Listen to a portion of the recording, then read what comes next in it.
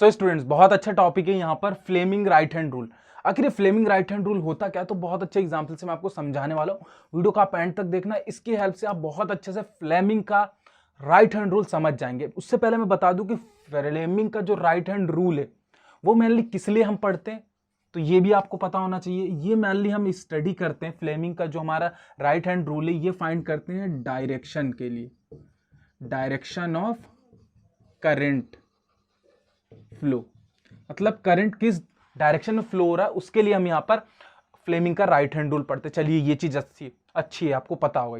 दूसरी चीज मैं आपको बताना चाहूंगा कि आपने फराडे साइंटिस्ट का नाम सुना है, फराडे जो है, तो फराडे जी कह गए थे, उन्होंने ये कहा था कि अगर कोई सी भी कंडक्टर, सपोज कोई सा भी कंडक्टर, यहां पर मैं इस मोटर की हेल्प से बताता हूं।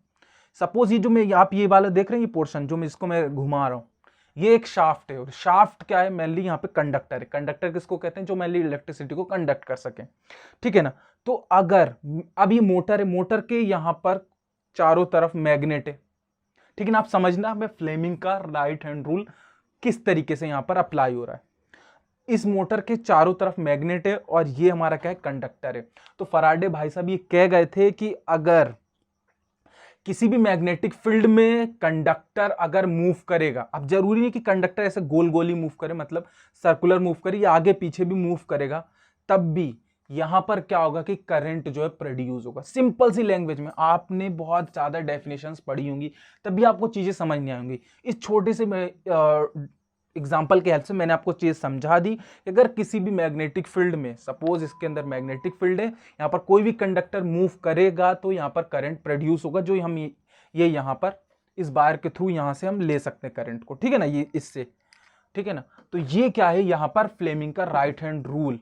समझ गए आप। अब मैं इसी चीज को थ्योरी में समझाता हूं, आप इस चीज से और अच्छे से समझ जाएंगे, ठीक है ना। तो यहां पर ये किसको मेनली यहां पर फराडे कह सकते हैं कि फराडे ये जो चीज कह गए थे उसी के ऊपर यहां पर आगे एक्सपेरिमेंट हुआ, ठीक है। दो चीजें अब मैं बताता हूं क्या कि फ्लेमिंग का राइट हैंड रूल होता क्या है। तो फ्लेमिंग का राइट हैंड रूल ये होता है कि अगर मैं अपने राइट हैंड को, ये मेरा राइट हैंड है, अगर मैं उसको इस तरीके से प्लेस करूं, अपने फिंगर्स को इस तरीके से प्लेस करूं, यानी कि थंब को, मिडिल फिंगर और फोर फिंगर, तो वो किस तरीके से प्लेस करूं, तो मैं यहाँ पे फिगर के थ्रू आपको बताना चाहूंगा। सपोज ये मेरा हैंड है और ये मेरा थंब है और ये मेरी फोर फिंगर है और ये मेरी क्या है, यहाँ पर इस तरीके से मैं कह सकता हूँ मिडिल फिंगर, और ये मेरा इस तरीके से हैंड है, ठीक है ना। तो आप समझना, ज़्यादा अच्छे से तो नहीं बना है बट फिर भी ठीक है, ये हैंड है। तो यहां पर अब मैं आपको बताता हूं, ये राइट हैंड है, ये मेरा थंब है और ये मेरा क्या है, यहां पर फोर फिंगर और मिडिल फिंगर। आप देख सकते हैं, इस तरीके से इमेजिन कर सकते हैं मैंने बनाया। और ये तीनों जो है आपस में 90 डिग्री पे, मतलब कि आपस में क्या है, म्यूचुअली परपेंडिकुलर है। आप समझना, डेफिनेशन इससे बहुत ईजी बन जाएगी। म्यूचुअली क्या है, आपस में ये क्या है, परपेंडिकुलर है तीनों। अब आगे बढ़ते हैं, ये चीज समझ में आ गई। अब आगे बताता हूं, ये जो थंब है, ये थंब हमारा क्या करेगा, क्या शो कर रहा है, फोर्स को शो कर रहा है, डायरेक्शन ऑफ फोर्स को शो कर रहा है।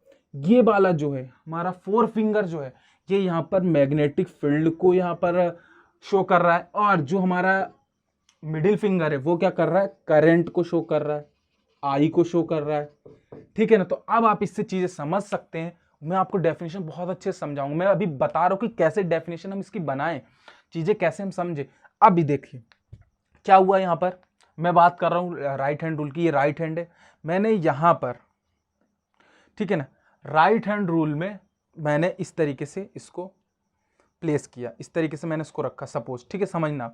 अब मुझे यहां पे फाइंड क्या करना है, डायरेक्शन ऑफ करंट फाइंड करनी है, ठीक है ना, डायरेक्शन ऑफ करंट फाइंड करनी है। तो यहां पर इसको मैंने रोटेट किया, और जब मैंने इसको रोटेट किया, तो ये क्या है, हमारा मैग्नेटिक फील्ड है। तो ये जब रोटेट होगा तो मैग्नेटिक फील्ड जो है इस तरीके से रोटेट होगी। मैंने क्या कहा कि जब भी कोई चीज मैग्नेटिक फील्ड के अंदर, कोई भी कंडक्टर मूव करेगा तो वहां पर करंट प्रोड्यूस होगा, लेकिन वो करंट किस डायरेक्शन में प्रोड्यूस होगा वो हमें क्या बताएगा, यहां पर ये चीज बताएगी। ये क्या हो रहा है, इस तरीके से मूव हो रहा है, और जब इस तरीके से मूव हो रहा है तो हमारी मैग्नेटिक फील्ड कैसी बन रही है, इस तरीके से बन रही है। और जब इस तरीके से मैग्नेटिक फील्ड बन रही है तो ऊपर की डायरेक्शन में क्या हो रहा है, करंट, ठीक है। अभी मैं अगर मोटर इसको उल्टा घुमाने लगूं, दूसरी डायरेक्शन में घुमाने लगूं, मतलब कि मैं अपने इसी रूल को ऐसे कर लूं, ठीक है ना। आप समझना कि जब मैं मोटर को उल्टा घुमाने लगूंगा तो मेरी फोर्स ऑफ डायरेक्शन ये है, तो मोटर इस तरीके से मैग्नेटिक फील्ड बनेगी, तो करंट क्या होगा, नीचे की डायरेक्शन में जाएगा। तो इस तरीके से हम समझ सकते हैं कि हम करंट की डायरेक्शन कैसे पता करें। हम यहाँ पे फोर्स की जो हमें दिया हुआ है कि इस एरिया से फोर्स लग रहा है, इस जगह से फोर्स लग रहा है, तो हम ये पता कर सकते हैं करंट किधर की ओर फ्लो होगा।